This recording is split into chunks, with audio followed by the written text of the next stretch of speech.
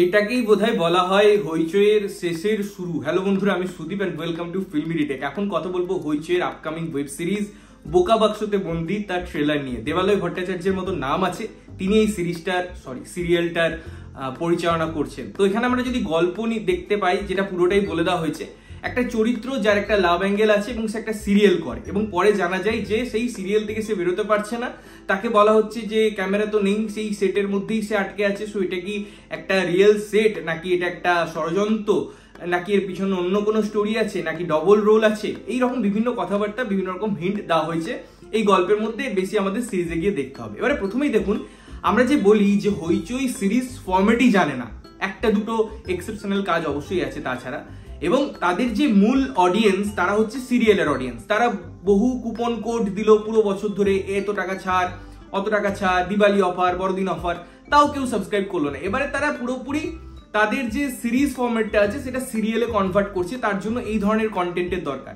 পুরো ওই যে যারা সিরিয়াল দেখে তাদের জন্য ক্যাটার, ওই রকম কালার গ্রেডিং, ওই রকম সেট ডিজাইন, পুরো একটা সিরিয়াল আবহ, একটা সিরিয়াল ছাপ, সিরিয়াল মিউজিক, তো একদম জঘন্য একটা ট্রিটমেন্ট, যেটার অডিয়েন্স তো আমি একদমই নই।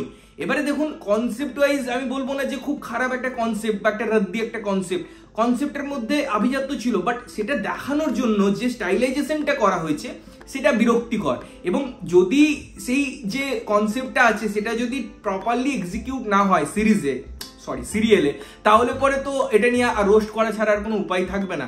এবং আমার আরো খারাপ লাগছে, দেবালয় ভট্টাচার্য যে কদিন আগে এরকম বাদামি হায়নার কবলের মতো সিনেমা দিয়েছে আমাদেরকে, বা শুভশ্রী গাঙ্গুলির সাথে এত সুন্দর সিরিজ দিয়েছে, তার এরকম কাজের যদি আমি নমুনা দেখতে পাই তাহলে পরে খারাপ লাগে। বিকজ কয়েকজন পরিচালক আছে বাংলায় যাদের উপর আমরা ভরসা করি যে না, তাদের কাজের মধ্যে ভালো ছাপ থাকবে। এবং নো ডাউট দেবালয় ভট্টাচার্য একজন অসাধারণ পরিচালক, আমি তার কাজ দেখে খুবই প্রশংসা করতে ইচ্ছা করে বা আমার ভালো লাগে। বাট এই কাজটাই ওভারঅল যে cast and crew, specially Neel Bhattacharya, সে লিড, এবার ওর মতো তো বাজে অভিনেতা খুব কম আছে বাংলায়। হ্যাঁ, সিরিয়ালের জন্য সে একদম প্রপার, মানে ওই রকম প্যানপ্যানানি ন্যাকামি যেরকম ওই অডিয়েন্স গুলো হয় সিরিয়ালে, তাদেরকে ক্যাটার করার জন্য নীল ভট্টাচার্য একদম অ্যাপ্রোপ্রিয়েট চয়েস। এবং তাকে যখন নিয়ে আসা হচ্ছে এই পার্টিকুলার প্রজেক্টটায়, তখন বুঝে নিতে হবে যে আচ্ছা, ওই অডিয়েন্স গুলোকেই ক্যাটার করা হচ্ছে, কারণ ওর একটা ফ্যান বেস আছে সিরিয়ালের, নীল ভট্টাচার্যের।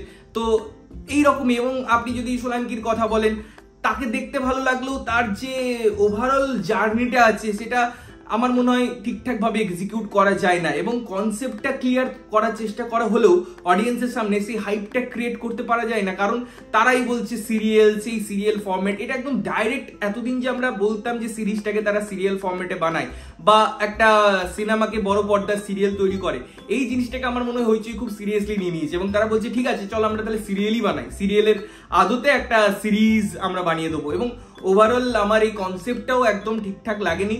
যদিও বলছি যে এর মধ্যে পোটেন্সিয়াল হয়তো আছে, সিরিজটা দেখে সেটা নিয়ে আরো কথা বলতে পারবো ডিটেলসে। ট্রেলারে অতটা বলা সম্ভব নয়, বাট ট্রেলারে পুরো জিনিসটা রিভিল করে দেওয়া হয়েছে। তাও যদি তার ট্রেলারটা কিছুটা হাইড করতো, কিছুটা সুন্দরভাবে ডিজাইন করতো, তাহলে পরে সিরিজটা দেখে আমরা একটু সারপ্রাইজ হতাম, আচ্ছা এইভাবেও আসতে পারে। বাট সেটাও না, সব দিক ট্রেলারে দেখিয়ে দেওয়ার একটা প্রবৃত্তি আছে, যেটা আমার পোষায়নি। সুতরাং আমার কাছে একটা বিলো অ্যাভারেজ ট্রেলার, এবং আমি বিন্দুমাত্র এক্সাইটেড নই। রাদার আমাকে টর্চারই হতে হবে আবার, কারণ এই কাজটা দেখতে হবে। তোমাদের কেমন লেগেছে ট্রেলারটা বা এই কনসেপ্টটা অবশ্যই কমেন্ট করে জানিও। ততক্ষণের জন্য ভালো থাকবে, সুস্থ থাকবে এবং সবসময় ভালো জিনিস দেখবে। চ্যানেল যদি প্রথমবার দেখছো, লাইক কমেন্ট শেয়ার করতে হবে, সাবস্ক্রাইব করতে হবে, যাতে প্রত্যেকটা নোটিফিকেশন তোমাদের কাছে পৌঁছায়। ততক্ষণের জন্য টাটা।